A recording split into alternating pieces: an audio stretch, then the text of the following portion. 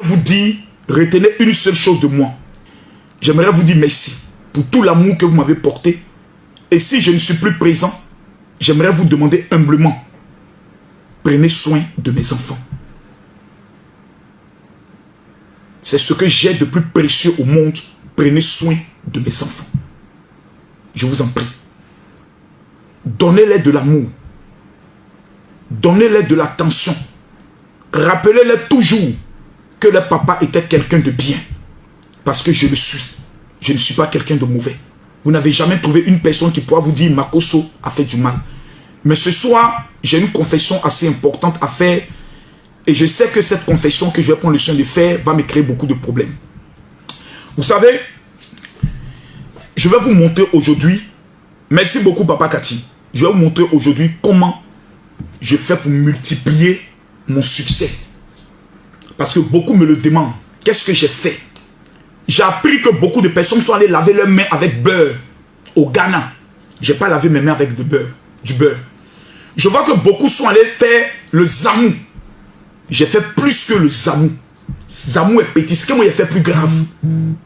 Je vois que plusieurs ont vendu un membre de leur famille. Moi j'ai fait pire. J'ai bu le sang. Et j'ai mangé la chair de quelqu'un. Ce que j'ai à vous confesser aujourd'hui est grave. Je vous demande pardon de bien vouloir mettre beaucoup de cœur et de partager la vidéo. Ça me fatigue. Si je ne dis pas, si je ne parle pas, c'est comme si je sens quelque chose qui me poursuit, qui me dit parle, sinon tu vas mourir. Beaucoup vont rire, mais c'est après vous allez comprendre.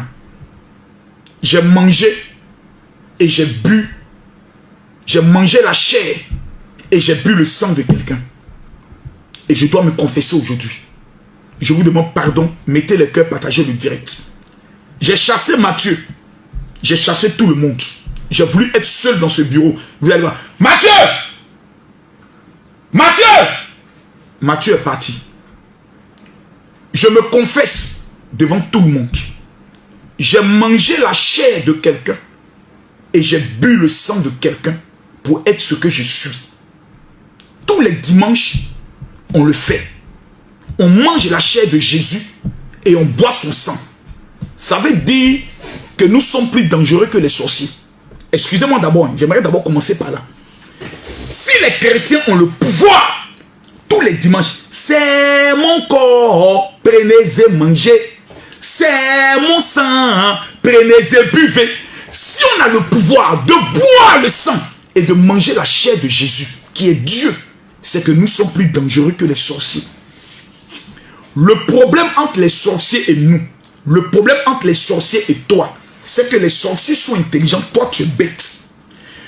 Je vais vous montrer aujourd'hui le secret qui m'a permis de devenir plus dangereux qu'un sorcier. 99% des personnes qui meurent pauvres, célibataires, chômeurs, misérables, sont des personnes qui, dans leur esprit, c'est-à-dire dans leur mentalité, là, ils ont déjà accepté qu'ils sont pauvres. Je vais vous donner mon numéro de téléphone WhatsApp.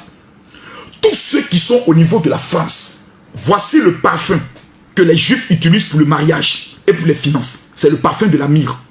Je vais vous le remettre gratuitement. Tous ceux qui sont en Europe, aux États-Unis et au Canada.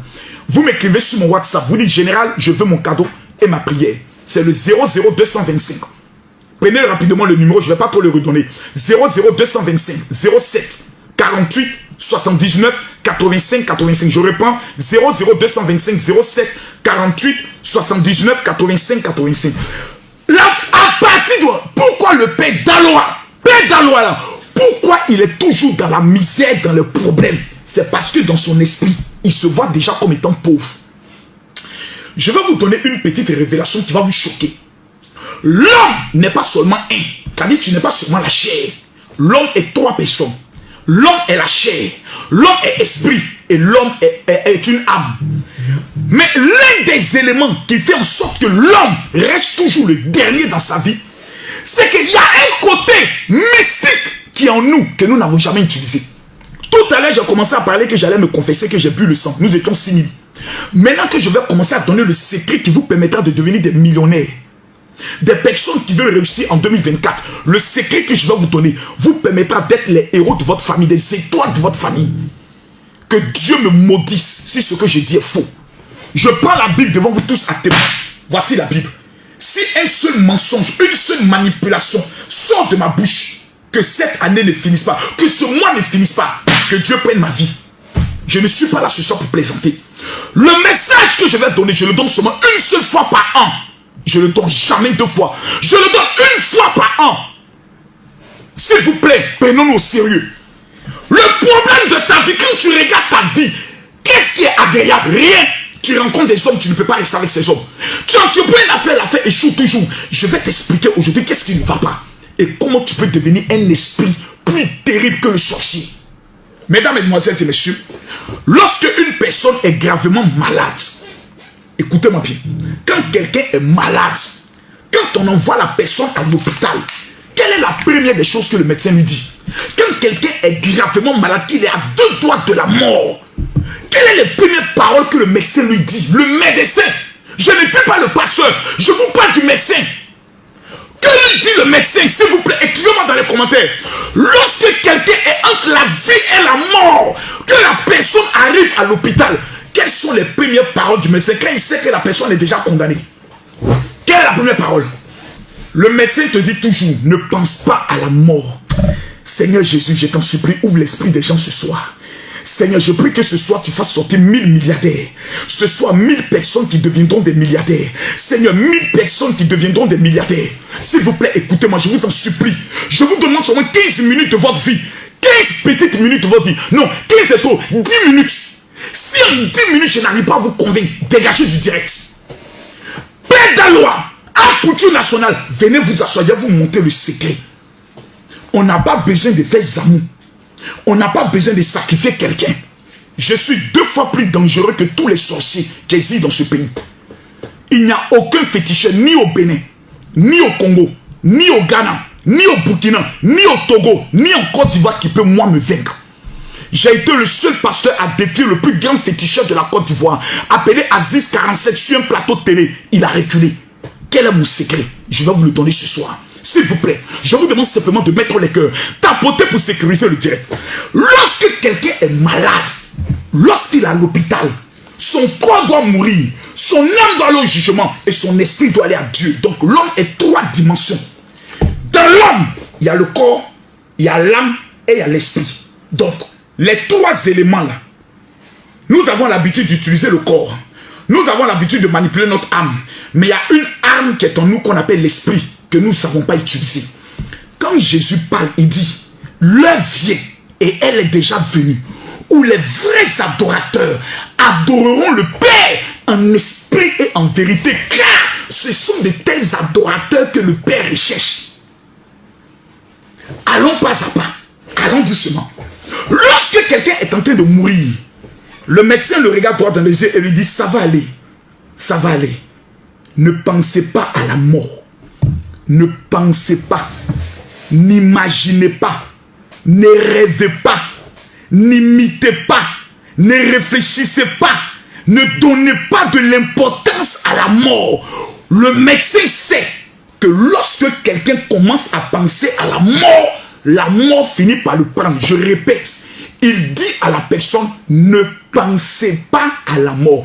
Il ne lui a jamais dit, il dit, ne pensez pas. Donc, si on veut comprendre, dans un langage simple et clair, ce que tu penses est ce que tu deviens. Ce que tu imagines dans ton esprit, là, c'est-à-dire quand tu fermes tes yeux, ce que tu imagines dans ta tête, là, c'est ce qui t'arrive. Donc quand quelqu'un est toujours assis, et puis dit, je ne me sens pas bien, il commence à penser à la maladie, son système de défense commence à se comporter comme s'il est malade. Ses mains commencent à trembler. Son corps commence à chauffer parce que, non pas qu'il est tombé malade, il a commencé à penser à la maladie. Allons pas à pas. Tous ceux qui ont raté leur vie ont d'abord imaginé dans leur subconscient leur pauvreté. Il y a des personnes, matin, midi et soir, ils sont comme ça.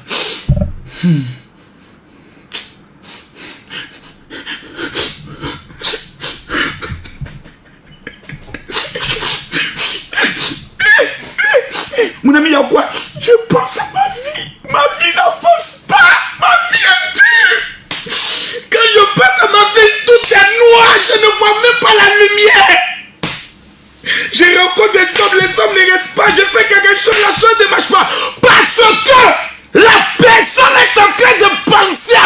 échecs. Tu ne réussiras jamais. Jamais. Parce que la pensée est la pensée est l'arme la plus dangereuse qui existe. Tu n'as pas encore compris, je vais t'expliquer. Les femmes qui ont des maris adultères, quand une femme a son mari qui la trompe, c'est parce que tous les jours, la femme est en